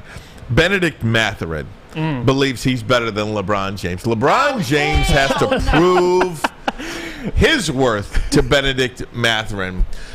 Dick Vitale had the tweet. He says, "Wow, It is okay to be confident, but please, Pacers rookie Benedict Mathurin, calm down. You cannot be serious that King James is going to have to show you that he is better than you. My friend, look up his resume. Respect, my friend. And that's really it. I'm all about the kid being confident. Yep. But don't disrespect. Just go look at the resume. Absolutely. Go look at the resume and leave your disrespect at the door. Google it. Google it. And imagine Joe Burrow saying, Tom Brady ain't the greatest. He's going to have to show me he's the greatest. No one says that. So why So LeBron? dumb. It shows, and me and Sam were talking about this before the show, it kind of shows to the level of disrespect and I don't think it's disrespect, but more so lack of respect people have for LeBron. Who's saying that to MJ? Nobody. That's the truth. Not only that, but it exudes youth. It exudes youth. It exudes you have no idea what you're talking about kind of thing. And again, I like the confidence, but I hate the disrespect. And both things can be there at the same time. So I don't know. I don't like it, and I don't bet anymore. But the next wager that is a total can't lose is when the Lakers and Pacers meet up. I guarantee you it'll be the highest point total of the season for LeBron James. I guarantee you. Yeah. Guys like LeBron James, and we watch it with Michael Jordan in the documentary Last Dance, you have done so much in your career that you need these little things to kind of get you up. Right. To play a Monday game at Indiana. He won't be taking that game off. No. There's no load management when the Lakers and Pacers play on some random Wednesday night in January. You can bet your ass he's going to bring it. And LeBron James will have his highest point total of the season when he plays Benedict Mathurin and the Indiana Pacers. Guys, we're going to continue on with really the story of the day here locally, the Unrivaled documentary. So cool to relive these moments, incredible memories, and we're going to do so with Keith Gabe, who wrote so much about it, and in fact, we just had him on last week writing the book about Vladimir Konstantinov. And he's got some side stories that ESPN did not tell. There you go. We'll have that for you next. But first, a message from Chili Peppers Tanning. 27 Chili Peppers Tannings, and they are still going strong. If you join the Pepper Club at Chili Peppers Tanning, you'll see and get all the best deals. Plus, they'll beat all competitors by $5 or more on unlimited tanning. Chili Peppers has the hottest bulbs, the hottest deals, and the darkest tans. How about them? They're a vitamin D headquarters, chilipepperstanning.com. Hi, my diamonds. It's Crystal with an X. You want to get hot and perfect like me? Here's my super easy routine. Drink at least a gallon of water before you wake up. Attach a weight to everything in your house. Hello? Sell your car and just sprint everywhere. Scream when you exhale. Don't follow Crystal with an X. Do your own thing at Planet Fitness with tons of equipment and free fitness training in our clean and spacious clubs. Join now for just $10 a month and cancel anytime. The only sports network in Detroit that starts with a W. You know, because we win. Woodward Sports, Detroit's winning sports network. Woodward Avenue, the first paved road in America. Woodward Sports, the first sports network born in Detroit and made for Detroit. Hey, it's Maz for Big Boy. Here Hi, he Maz. is. Here he is. There he is. There he is. Big Boy. Big Boy. The buffet Go. is back at Big Boy. Wondering how many of you went to the Big Boy Buffet this weekend at participating locations, of course, every weekend, 8 a.m. to 2 p.m. And don't forget, you try the classics like the Big Boy Slim Jim, the Dolly Chicken Sandwich, or the classic, the Big Boy, the original Big Boy. Find your nearest location at bigboy.com. Big Boy. You know who else is a big boy?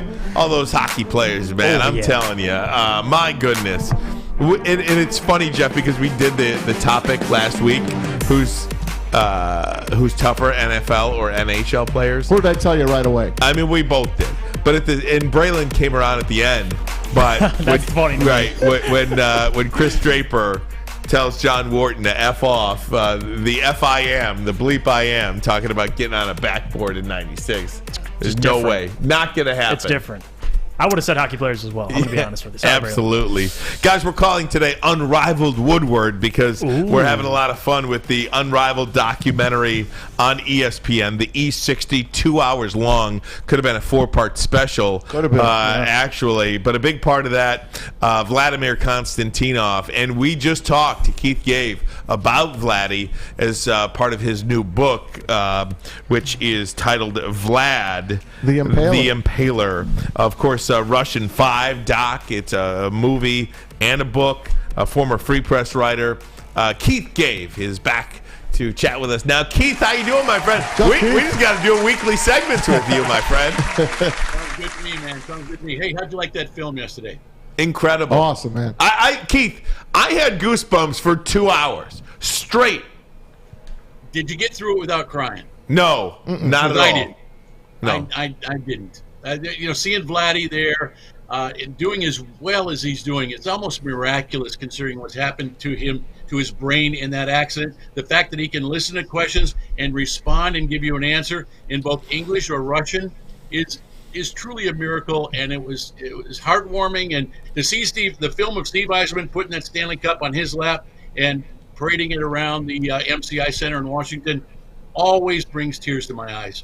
Keith, it's interesting because as part of that documentary, 25 years, a quarter century goes by, and to see interviews with, Sakic and Foote and McCarty and Yzerman and Shanahan, and the list goes on and on and on, and all of these players, all of these people who have lived an entire life for 25 years, getting choked up just thinking about it, and then to see Vlad just robbed of a quality of life for doing the right thing. And that is getting, having a driver, getting in a limo when you have a couple of drinks. He didn't get behind the wheel. He left early. He got a driver. It choked me up watching this. I can only imagine. That whole team, they had a series of limos lined up because they knew they were going to be drinking and partying on the golf course the entire day. They wanted to do all the right things. They got a bunch of limos lined up for all those guys, so none of them drove, and still we wind up with a tragedy like that. It's mind-boggling. It's so sad. How you doing, Keith? My name is Jeff Iafrate. I'm excited to have you on. Obviously, we watched Unrivaled. I did yesterday. I was up late last night. And for a young guy like me who's gotten to watch so much modern-day hockey and then watching Unrivaled and hearing that 10 stitches or less was a shaving cut, break down the difference for me and for people in my age demographic, just the physicality difference from then to now and how the sport has evolved. Well, Brian Burke's a beauty, isn't he? And he was the vice president in charge of discipline at the time, and that game that Paul Dvorsky refereed with on March 26, 1997. They were all those fights and so on. And the one thing that I think I'll get to the difference between hockey players and football players in a second, but that game, you remember that fight between him and Lemieux? Lemieux got no penalty minutes because he didn't fight. McCarty got a double minor for roughing. Not even a fighting major. That's crazy. Different game. A way different game. Frankly, guys, I liked the game back then better than I do now. But, as Dvorsky said, and, Paul Dvorsky was in that film yesterday, too, and he chose his words very, very carefully. And I'm really glad I got him. I interviewed him several months ago for the book, Vlad the Impaler. And he might have had a few pops on a Sunday evening when he called me back, but we talked for about an hour and a half.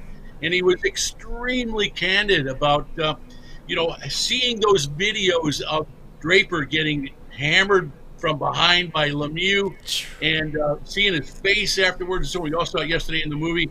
He said, I couldn't get those images out of my mind. And after that brawl, my linesmen are coming to me saying, "Shouldn't we throw him out? Shouldn't we? He's gone, right? We're going to throw him out." And Dvorsky made a decision right there. He says, "Nope, he's staying in," and he left him in the game to play some more, have another fight in the second period, I think, and wind up scoring the winning goal in overtime. But I've seen some amazing injuries that hockey players have played with broken foot, broken hands. Mike Modano in 1999, kid from Westland, Michigan, played with Dallas in 1999 when they won the Stanley Cup. He played the final 2 or 3 games with a broken wrist. It's crazy. When they won the Stanley Cup. And frankly, Burke jokes that it's a shaving cut that, 10 stitches or less. In the old days, back when Gordie Howe played Ted Lindsay, you look at Ted Lindsay's face, later on in his life, looked like a roadmap of all the stitches that he had in his face. Players used to go to the dressing room and ask the doctor to add a stitch or 2 or maybe 3 to the cut. Just add a few stitches, because in those days you got paid by the stitch. You got a little bonus if you got cut. You got paid by the stitch. But these guys are tougher than any athletes I've ever seen. It's just quite amazing what they've gone through to win a Stanley Cup. They used to have a penalty drawing blood. That was the penalty back in the day. They don't have that anymore. But it is what it is. They still do. They still do. If you get high stick, you can get a minor for high stick. But if it draws blood, you can get an additional 2 minutes. That still exists. Don't see it very much. I remember when it first came out. Sean Burr, remember that great player, guy from Detroit. We all love Sean in the. Oh God, yes. God bless him. Just one great line after another.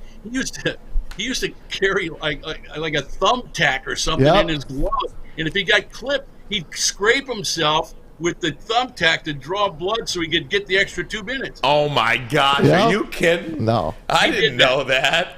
He did that. Wow. Hey Keith, take us inside that dressing room, that Red Wing dressing room. How did you know? Did you know that this kind of thing was going to happen after they lost to the Avalanche the first time? Oh, I think, yeah, sure we did. You mean the brawl itself? Yeah. Yeah, sure. I think that was the worst kept secret in hockey. The Red Wings started the season in 95-96 in Denver. It was the first game that Colorado played when they got the new team from Quebec, right? Correct. They moved the franchise from Quebec to Denver. And I remember we're the visiting team, right?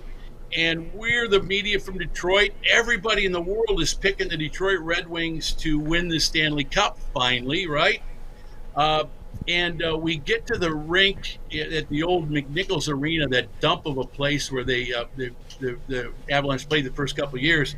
And the PR guy has the visiting media, the Detroit media. We're in the kind of the back benches of the of the press box, which is carved out of some seating at the end of the arena.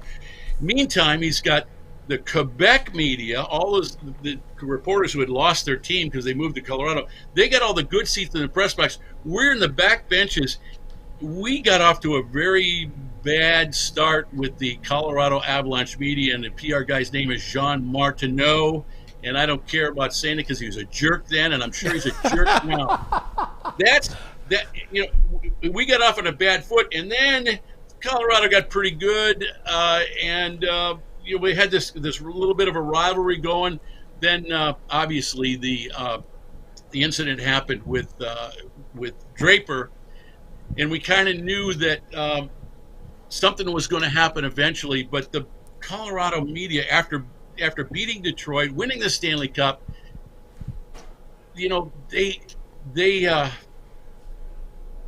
it was really frustrating dealing with those guys. Usually, the media from both sides stays above these kinds of rivalry things. Mm-hmm. We try and stay above it, but we were right in the middle of it. Our media hated their media. Yeah, they were a bunch of homers. They had Woody Page. I'm glad you said his name. Yep. You said Woody Page, right? Yeah, I did. One of the biggest imposters in our business. I'm sorry. Yeah. Just brutal, terrible. But these guys are walking around smug like they themselves helped win the Stanley Cup, for God's sakes. Mm-hmm. It was kind of sickening. We really didn't like those guys. They didn't like us, and it's kind of silly to talk about it now. But that's how That's how deep the rivalry went. The general managers hated one another. Yeah. Wojo told a story yesterday. I saw that. Pierre Lacroix coming by and give him an elbow, get out of my way, you bleep. And that's how it was. That's how ugly it was. Screw you, Woody Page, by the way. That's what I was going to say. I was going to bring up, because all you guys, we had the wanted. We had the wanted. Remember, we had Patrick Waugh wanted. We had, what's his name, Claude Lemieux wanted, dead or alive, basically. All the papers. We had it out for them. The Detroit fans had it out for them. It was, wow. That's all I got to say.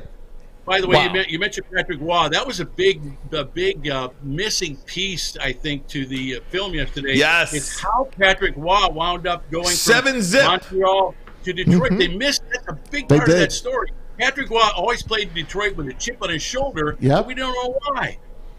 That's right. They chased him in Montreal. Yep. They chased him in Montreal in '95, right? That's right. Yep. Hey, Keith, man, can't thank you enough for the time. Just going down memory lane and revisiting all this stuff is really, really incredible. Well, it is incredible. It's incredible to think it was 25 years ago right now. All that time has passed, but you're right. You see all these players. Some of them look pretty good, don't they, after 25 years? Sure do. And I'll tell you what, Vladimir Konstantinov looks great for everything he's been through. It's just wonderful to see it, isn't it? Absolutely. And how do we get that book and have the proceeds of this book? Most of them go towards Vladdy. The book, you can get the book anywhere you get books these days. Amazon, obviously, a lot of people get their books there. And I'm donating a healthy chunk of the proceeds to the Vladimir Konstantinov Special Needs Trust. And frankly, he needs it, and so do about 18,000 other people in Michigan who suffered catastrophic injuries because of the change in Michigan's insurance laws, trying to help them out. And a lot of people are stepping up to help them out. Vlad the Impaler is the book. Get it anywhere books are sold. Again, a healthy portion of those proceeds going to the trust for Vladimir to keep up with his care. Also, Russian 5 documentary and book. Former Free Sports writer, one of our favorites, Keith gave. Thank you so much, Thanks, sir. Keith. We appreciate it. Thank you very much. Guys, we're going to take a break. When we come back in the next 10, 12 minutes or so, we'll have Darren McCarty in studio with us, revisit his portion of the fight night at the I almost said fight night at the Palace. Fight night at the Joe, and of course, in my opinion, the greatest Detroit sports rivalry in the last 50, 60 years. I do want to touch on the Pistons, Jaden Ivey, Jalen Duren. I want to get to that next. And should the Pistons do X, Y, and Z in free agency? We'll have that for you. But first, a message from Cintron. Are you thirsty? Because I got a Cintron right here for you. Here we go. And they are delicious. Cintron. The summer of Cintron is here, and now Cintron is available at Kroger. Make sure you pick up some while you're shopping. Right now, get 2 Cintrons for $4. Cintron is a new energy drink for the active lifestyle. Live it, drink it with Cintron. When you need apparel, there's only one place to go. Big Frog in Novi. With no setup fees, no artwork fees, no minimum, and a 24-hour turnaround, you can have your whole team outfitted in no time. Embroidery, direct-to-garment, vinyl, and screen printing, Big Frog has it all in all the styles you want. So whether it's a sports team, fundraiser, school event, or corporate needs, Big Frog is your one-stop destination. Visit bigfrog.com/Novi or call 844-4-BIG-FROG. Make sure you download the Woodward Sports app in the App Store and the Google Play Store today. Take Woodward Sports with you wherever you go and listen live on your phone or mobile device.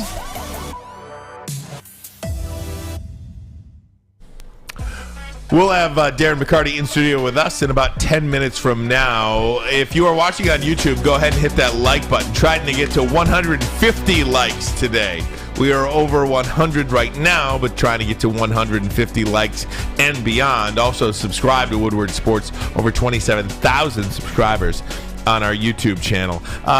Jeff, I wanted to hit you with some Pistons talk, if I could. We know that Jaden Ivey was, a target for the team, a target for the fan base, but it wasn't until late that Jalen Duren's name kept popping up. Right. He worked out for the Pistons, and apparently he really wanted to be here in Detroit.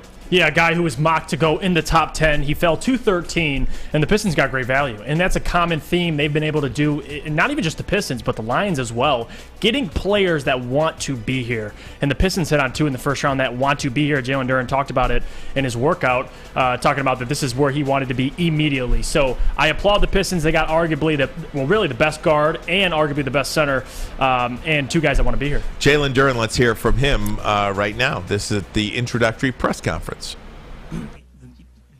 Jaden was linked to the Pistons because in their draft range, you really weren't, but did you have some inkling of their desire to get you, and when did it become apparent that you were coming to Detroit for you? Yeah, so I worked out for the Pistons. They were my first pre-draft workout, and for me, I fell in love with the organization. From there, I actually told my agent this is where I wanted to be. I knew this is where I wanted to be, and I mean, I knew I was going to be a Piston kind of, I say, after I got drafted, I found out that the trade had happened, and I was super excited because, like I said, this is where I wanted to be throughout the whole process. Detroit basketball! Love the sound of it. Not a bad haul for Troy Weaver to get both those guys. No, the most impressive part about it is he was able to acquire that 13th pick and trade Jeremy Grant without taking on a single bad contract, which is the most impressive thing. We assumed we had to get Gordon Hayward or somebody to get a salary dump. You got Kemba Walker making $9 million.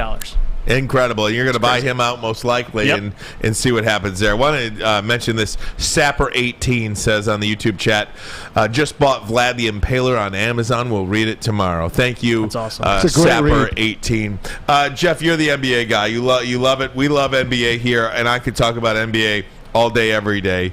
But this isn't the year to me to go sign some max guy. And I know that there's all the talk about Miles Bridges out there now. You know, his buddy posted a pic on Instagram saying, hey, if Charlotte doesn't drop that bag, we're going to be in Detroit with the Pistons. I feel like, and correct me if I'm wrong, I think the relevant thing to do for the Detroit Pistons this year, sign a couple of veteran guys at a low cost, evaluate your younger players, see what you need next year. Next year is the free agent year that you want to get in on, not this year. Is Ayton the guy? Do you need him? Do you need to spend a max deal on Ayton? Do you need to spend a max deal on Bridges? I say no to both of those. I think you sit tight, save that money for next offseason, and then attack free agency that way.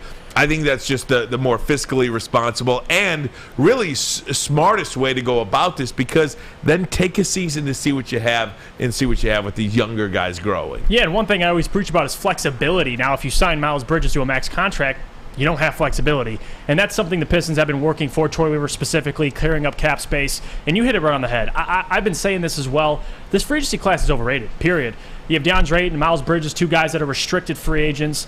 The whole DeAndre Ayton conversations are starting to die down now that we have Jalen Duren. And Miles Bridges, to me, signing a guy like that, a guy who had a breakout season, of course, it is risky. And Troy Weaver talked about it. I know James Edwards first reported it, that they'd rather not pursue a big-time free agent and rather, advocate that money, spread it out, divide it up into multiple veteran pieces like you just said. So we're on the same page. I think that's the approach to go with. And you got to think, too, Jaden Ivey's going to be a rookie. Cade's going to be in his second year.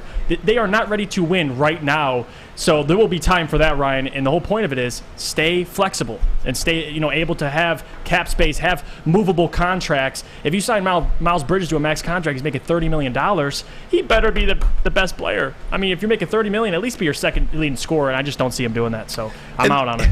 And again, too, I think, look, for as excited as we are about the Pistons, they're extremely young. And I know their roster is not set yet. I know that. I get that. But I almost feel like I got to temper my expectations for next season. Yep. Because, I kind of did it with the Tigers earlier after the 77-win season a year ago. I thought, oh, my goodness, wild card, they're going to be so good. Every single young person is going to capitalize on what they did last year, and they're going to improve. Maybe there is a couple of dips in there Maybe Sadiq has a down year. Maybe Cade has a down year. Maybe Killian isn't getting better. Maybe Isaiah isn't getting better. Jalen's 19. Right. Jaden Ivey's going to be a rookie in the NBA. It's not like you just come in and dominate, i.e. Steph Curry, his rookie season. Take a look and see what happened with that team. So they still are at least 3 or 4 years away, potentially, from really contending. Yeah, and before, I want to get Maz's opinion, but before I go to Maz, I got to say this too. The biggest needs for the Detroit Pistons, shooting, wing depth, and of course defense. Miles Bridges isn't a great shooter. Now you have a starting lineup with really, and Jaden Ivey hasn't proven to be a great shooter, and you're going to have Isaiah Stewart or Jalen Duren, 2 guys that can't shoot. So that starting lineup's tough. You need spacing, and I've been saying that. I think you got to go get other pieces. I don't think they're 3 or 4 years away from really contending. I know the East is the new beast. I've said that before. But I think they've got a nice little nucleus here. They do. With a little here and a little there. They can contend. But the NBA is so tough. A 7 and 8 seed, they're not going to win. You're right about that. This ain't the NHL. Right. The Red Wings could get in as a 7 and 8 and maybe make some noise. You know, with a couple of look at the St. Louis Blues. You heard Kris Draper about a half an hour ago. The Pistons, I just want to see them be entertaining. Last year was horrible. Mm-hmm. They were not a fun team to watch. Second half of last year was okay. It was better. It was just okay. I want to see them be entertaining. Oh, look who's rolling behind you. Speaking of entertaining, look the man, the myth, the legend, Darren McCarty, gonna join us. You see him walking in right there.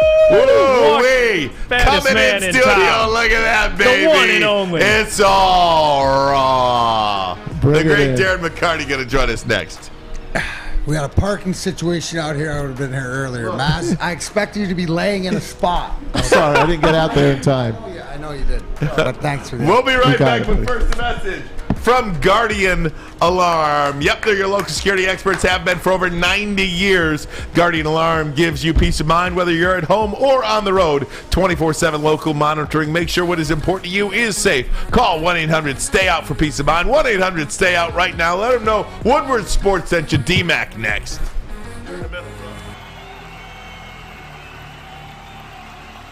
He's going deep, right side. Oh, that is Edwards out there. He goes up in the air at the goal line. Hey, it's Brandon Edwards here, wanting to welcome the sports marketing agency to Woodward Sports Network, to the family. Glad to have you guys. For the last decade, the sports marketing agency has literally leveraged athletes around issues such as mental health and substance abuse. Glad that we can finally start trying to get the stigma off of mental health that's been there for all these years. New to the game or a season better?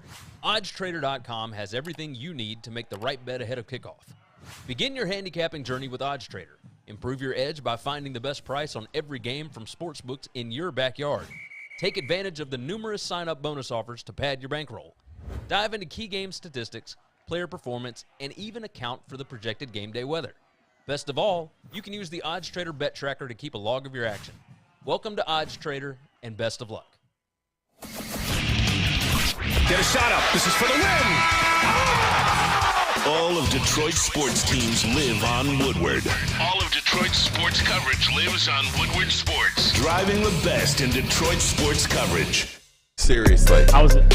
Hey, let's make sure, you know what, he said it. If Vlad does interviews in both languages, if that doesn't piss you off to know that, the way, the betterment of life because you have this, if everybody doesn't write their congressman or do it, I don't know what you're supposed to do. I'm Canadian. I need help here, right? But Shirky and Wentworth need to give some answers, and I'm going to them, and that's not it. That's it's. Just for an extra $400 one time, But here's the thing: you don't know that. If you told the people, "Hey, we'll give you $400 left, but this is what's going to be, and this is what it'll mean," they'll be like, "Why keep it? It's already spent. It's already spent." In studio with us, the great Darren McCarty. You can hear him 11 to 1, Big D Energy with Neil Rule. And I know you guys are going to talk about this a ton tomorrow. Wait, tell him what he's talking about first. Talking about Vladimir Konstantinov, and with that Michigan catastrophic claims part of the insurance going away. Everybody, about 6 months ago, if you were an insured driver, you probably got a check for $395 or something like that, or direct deposited. That ends endless care for the 18,000 people whose lives have forever been changed. But I've already paid for everything and Exactly. Anyways, So you guys know what's going on. Yeah. I've seen you guys cover it on Fox, and that's great. So. It's a really a terrible thing, and you think about 18,000 people in our state are really going to be greatly impacted by that law change. Vladimir Konstantinov, kind of really the tie face it all of it. around before we start talking about Unrivaled, because the thing that really hit me hard was the fact that going from, and I thought, you know what, John Wharton did a great job of breaking down Drapes' injury, but also too, you see the way of life, or it took me back to that night of, oh my God, I don't know if I've had somebody die, you know, that like affected, and everybody in Michigan with the story is affected by Vladdy, so you do know somebody. And then you look at the end, 25 years later, when you say you're worried about their way of life or whatever, he's doing interviews in 2 languages, and he's the guy there. So that's just one example of like the 18,000 plus. Yeah. And as people, citizens of this great state, we have compassion for one another. So I don't know what the answers are, but we're not getting them. So let's right the wrong in whatever way it is, and that's where that is. But it's an example of, and that's why I'm grateful, because we just did the rally. That was rally for Vladdy. But just it's about awareness, right? It's about awareness to facilitate, make your option to what it is, but we don't know the total truth. And Let's not forget about Sergei Manatsakanov. And Manatsa, and also too, when we put that in the same, and Natsa too, exactly, who suffered a broken back and stuff. So we all went through it, and I think that emotionally, I mean, it took me back. It took me back to the beginning. Now I remember what a prick Lemieux was and why I hated him and why I wanted to kill him. What a jerk, huh? But it also, too, the transformation. No, but just even the swarminess and everything, it brought back that fire, man. It did. I got chills. I had tears. D-Mac, I watched that, and literally for 2 hours, even through the commercial breaks, the hair on the back of my neck, in my ears, everything's standing up. And you got hair in your ears? Oh man, I got hair. I'm Lebanese and Italian. I got hair coming out of everywhere, man. Don't you believe you me? But just the memories of that period. To me, the greatest sports rivalry in the city of Detroit, Red Wings Avalanche, that 06 to 02 period. Well, or the 96 to 02, yeah. There's the part 2 that's got to come out, and I think you mentioned it, just what's tied in, but everybody hated it. It was hatred, even in the media, and you don't find that, right? But the way that all these stories have come out, the way that, like you said, 25 years later, so my thing is, while I'm watching it, and I was watching it with my good buddy J.R. Adams, Esquire, and who's put that been picture around, up there, Fletch. He's been around we've been friends so for good. There it is, right there, watching it. But just and looking at me, and they got it right. Like, this is what I say with the Russian 5 and Josh Reel and Jenny Fedorovich and those, when they did the Russian 5, they got it right with Keith. What he did with the books, he got it right. And, you know, shout out to ESPN, because they got it right. The feels on both parts. There was hatred. D-Mac, let me ask you 2 questions, and it's obviously about the 2 fights.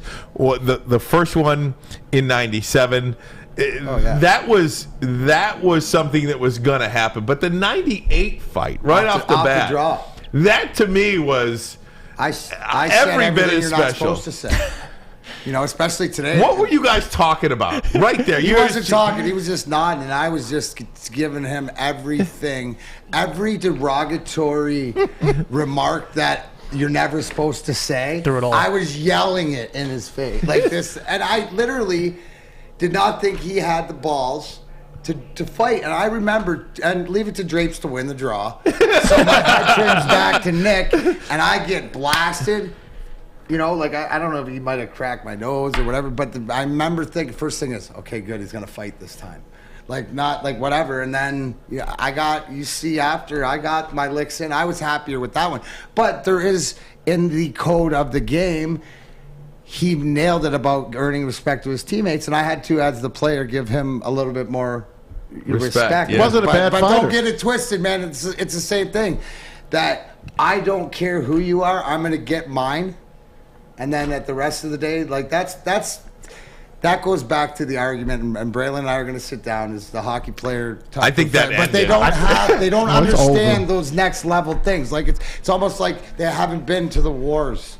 Yeah. We've been to, like, you know, like you have to be a tunnel rat. And I love what you said. You know, I know that I said that Kris Draper's nickname is Nails, Nailz, and 2 Z's on it.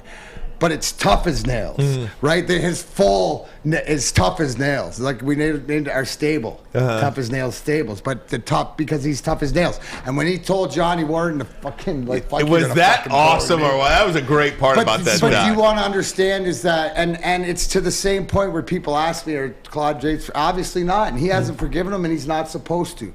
But part of my journey, and you can understand this, Ryan, absolutely. is there's forgiveness and not forget, but Claude hasn't done anything but proven what I would expect somebody else to prove, and everybody can make their own issues. So let me ask you this, D-Mac, and this was a big part of the documentary. Obviously, the reconciliation from you and Claude Lemieux of, you know, hugging it out and maintaining a little bit of a friendship, or however you want to characterize it. Right? No, the cordiality or the respect or whatever, like this, and like I said it the best. Listen, if you're on the ice today with Claude Lemieux and you turn your back, you're an idiot. But off the ice, I'll turn my back any day. The man has proven himself. And at the end when he says the game has to be played on the ice and the respect has to continue, that is the end game of what do we as parents do? Did you learn the lesson? And how do you do that? It's because your actions prove that you've changed the way it is. And to me, I've done that. But to Kris Draper's point, that's the end thing. To be friends. So let me ask friends because there's no time because he's got things to do. Get this team right, whatever like this. The priorities. So here's the question: Draper, no apology from Claude, and doesn't particularly care to have one. You have a different viewpoint on it with the reconciliation or the cordialness. Have you and Draper ever talked about your cordialness with Claude Lemieux? The thing is with Kris is you do what you need to do, and that's where it goes back to. You see those pictures, and you know the love, the unconditional love, because he understands that in my journey, there's this. It's part of me being the best version of me, and if along the way I wasn't the one that I would feel probably like he would if I was on the other end, but I was not that role. So I think it's a bigger life lesson in what I'm trying to purvey in this lifetime about falling down and getting back up. And so if the person that I wanted off of this earth the most, if I can't not show people this is how I've gotten here, and make your own assessment. That's great. Guys, I'm going to take a break. When we come back, we'll get Maz and Jeff in on this. Sorry I've hogged you back. I love it. Hey, listen, if you guys don't know, here, I'll even watch this segue. I'll even stick around, because when we come back, we're going to see that the real star of the show, Tommy Mazawey, cameo style, here on The Bottom Line. But first, a message. Darren McCarty, Ryan Ermanni, Juicy, Jeff, and for Braylon Edwards and Maz here. Woodward Sports Network. We'll be right back. Gypsy Vodka. Well, I'll tell you about the summer drink of the summer. Your official drink, Mulligan, made with Gypsy Vodka. When you're out on the golf course, look at this. Look, I just got handed a Mulligan by Darren McCarty. Don't you see me in videos handing people Mulligans? Oh, That's it's perfect. my role. It's perfect. I'm the Ask distributor. for the Mulligan at your local golf course or at a Total Wine near you. Hi, I'm Kay Cunningham. I'm proud to partner with Hall Financial, the mortgage company known for 5-star service. Don't just take my word for it. Check out their 5,000 5-star reviews for yourself. Go to callhallfirst.com and get started with your 5-star experience today. You don't have to go to the beach, man. You don't have to get your butt crack full of sand. You just need a little chili peppers, man, to get that glowing beach chili peppers tan. Woo! With 26 locations in the Metro Detroit area and more coming, Chili Peppers Tanning is where you'll find the cleanest salons in the D. Join the Pepper Club for the best deals on unlimited tanning. Head to chilipepperstanning.com. You just need a little chili peppers, man. Bedrock and Rocket Mortgage turned an old parking lot into a massive outdoor playground right next to Campus Martius. There's roller skating, basketball courts, a mini golf course, food trucks, live music performances, as well as art installations. It's such a fun place to visit whether you're on a date, with the family, or hanging out before a Tigers game. And they even got Wi-Fi so you can take your computer and work in the heart of the city. You only have to pay for roller skating and food, but everything else is free. For more information and midway hours, go to deckedoutdetroit.com. So how do we figure that out? Final segment of the program, the great Darren McCarty in here. Maz, I know you want to get at DMAC here, but just last thing for me. Yeah, sure. Hey, Maz, could you imagine if the three of us really had a show? Nobody would ever say anything. People don't even know. Right? That was I know. The original show was me, Mac, and Tom. You never know. You scored the game-winning goal. Two of the biggest game-winning goals in Red Wings history in that time period. You said it. I mean, you said it.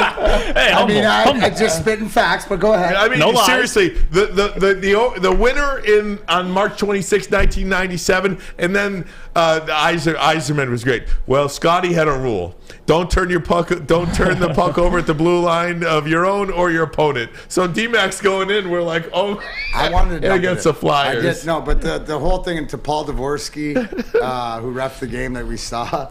I ran into him at the rink, and it's like one of the first times we've run into each other, and to the fact, right, that I believe 100% that I would have been tossed if he would have saw me knee him. And you don't do that ever. That is crossing the line. But in that case, an eye for an eye.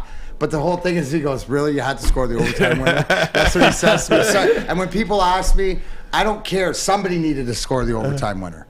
We needed to win that game. I don't know how more apparent it could be than that, but I mean, feels pretty good. I got moments, bro. Yep. Like I tried to tell Sam Flano, who just said that I was, should be grateful. You were just something. I know he was that watching. Team that you don't need to be a Hall of Famer when you have Hall of Fame moments. I know. That's right. What were you doing on the ice to start that game, by the way, in '97? You and the grind line starting that game. When, the Lemieux fight yeah, game? the Lemieux fight. One? I mean, why were you guys on the ice to start that game?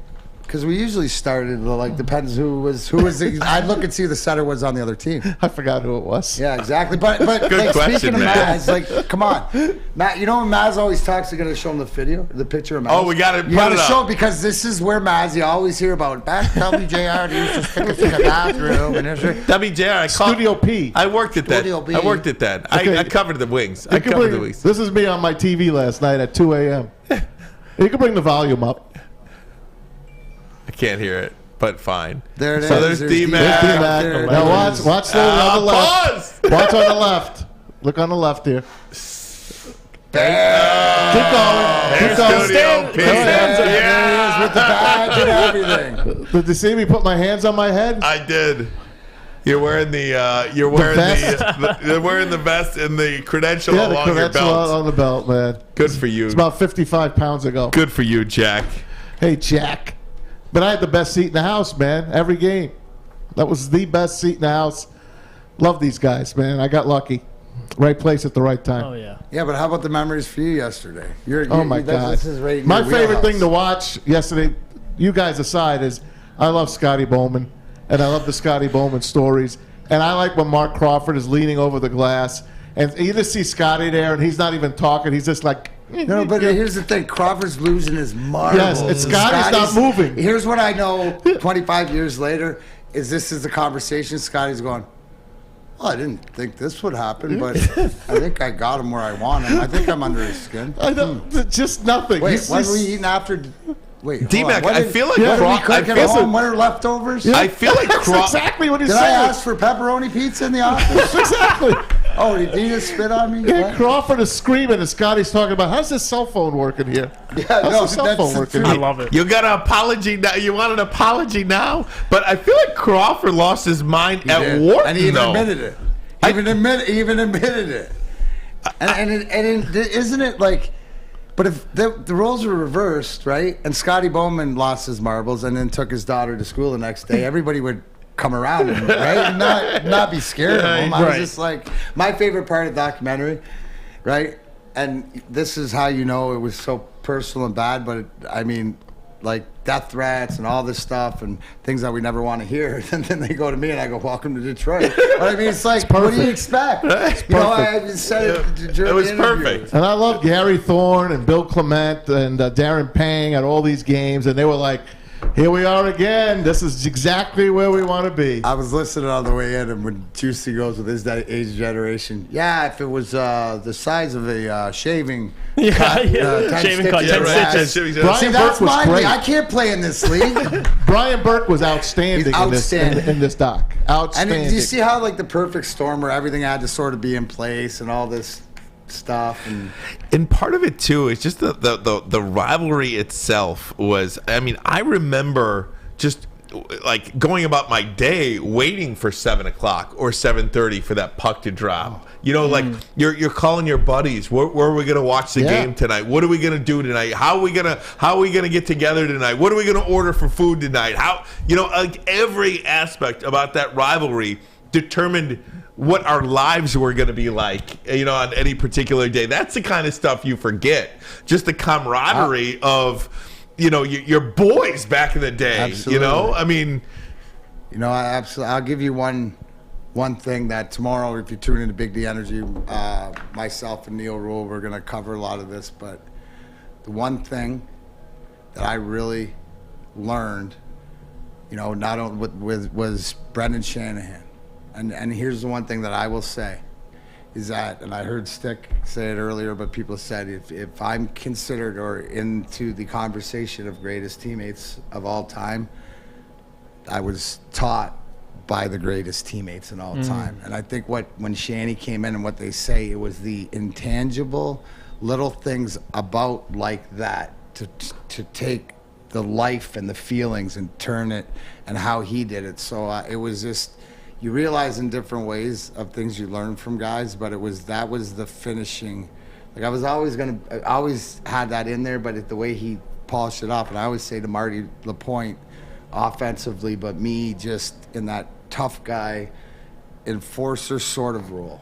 And I will always be grateful to him for that. So great seeing Shanahan and of course Mike Vernon too. I mean, oh my God, seeing Mike Vernon was great. I mean, and then he says, Ozzy. And Ozzy was ready to go. And the part from Vernon where he says, my older brothers always told me, keep throwing punches. I remember when after like the game or whatever, we were talking about it, going, Vernie, like we always knew Vernie. We always say, I always joke because he was, the midget cowboy. Right? But he was just a cool cucumber, and that's what he said. He said, "Hey, I didn't been in many fights, but my older brothers did." They said, "Just keep throwing." Is he ever been around enough tough guys? He played in Calgary, and the Calgary Battle of Alberta. So he plays it off. But what he doesn't play off is, I think that his answer to the accident and emotionally, you could really get it. That's how we all felt. Do we ever see him around here? Does he come around? He's at out all? west. He does every now and then, depending. I wish he'd show up a little bit more. But yeah, it's always great to see him. Usually get to see him once a year. That's good. How about the Mickey Redmond story? And I'm going to try to get you Mickey tomorrow if you're interested in having him. Mickey's upstairs. Mickey's downstairs. Oh God! Mickey got caught in the elevator. He got caught in the elevator. So Mike Goldberg gets to call the whole damn thing, and he did a phenomenal job of calling the fight. By the way, well, now Mike he's like the voice of the UFC. You're welcome, because I got Mike Goldberg his UFC job. Yeah, with Dana White. I'm trying to get him on. I've been trying to get him. I've been trying to get him on for years. Tell me I'm wrong. I've been trying to get him. We'll have Goldberg. You got Goldie's number? What's that? You got Goldie's number? Probably somewhere. Okay. Somewhere. We'll dig it up. I need Goldie's number.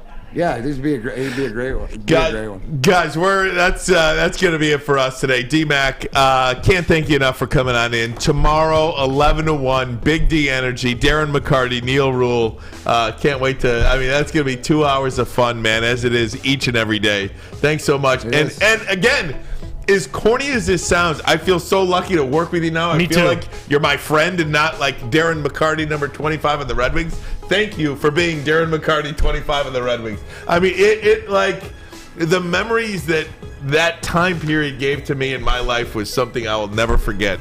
That team, you, my goodness, Gem, one of the greatest Detroit sports stars of history, Darren McCarty. This guy. As long as I'm the people's champ, that's all. You are, absolutely. By the way, you, Sam, I'll still try to convince him every day.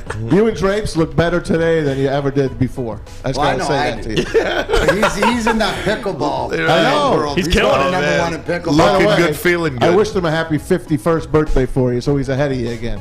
No, he is ahead of me because remember, he's always the old man on the grind. That's a go. Incredible stuff. Jeff Iafrate, great job today sitting in for Braylon. Thank you guys. So good. One of the up-and-coming stars here in this 100%. business. Woodward Sports Network bringing you those guys as well. If you don't know, follow him. Jeff Iafrate. Maz, who's better than you? Fletch and Sam Flannel. Love you guys. We'll see you tomorrow beginning at 8 a.m. with the Morning Woodward Show. Then, of course, 11 to 1, Big D Energy. Catch us at 2. Ermanni and Edwards. So long. Bye-bye. Do I just go? I'm not going to drop. Go. All right. Go ahead. 2, 1. Oh, my God. Go. Oh, jeez. Oh, my. Oh. This isn't right. I don't get paid enough for this. Oh.